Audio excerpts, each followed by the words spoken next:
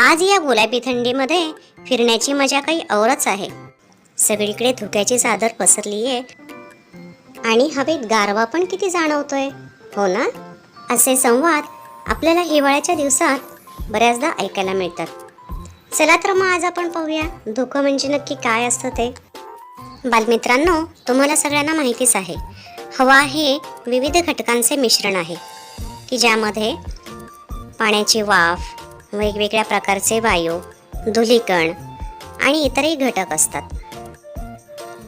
धुक्याची निर्मिती हे जेव्हा हवेचे तापमान अतिशय कमी म्हणजे जवळजवळ 2.5 अंश सेल्सिअसपर्यंत उतरतं त्यावेळी होते। अशा वेळी हवेतील वाफेचे पाण्याच्या सूक्ष्म कणांमध्ये किंवा बर्फाच्या सूक्ष्म कणांमध्ये रूपांतर होते। हे कण इतके हलके असतात की ते हवेत तरंगत राहतात, यालाच आपण धुकं असं म्हणतो।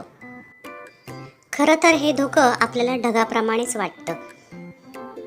जसजशी हवेतील उष्णता वाढत राहते तसतसं या धुक्याचं रूपांतर पाण्याच्या थेंबांमध्ये व्हायला लागतं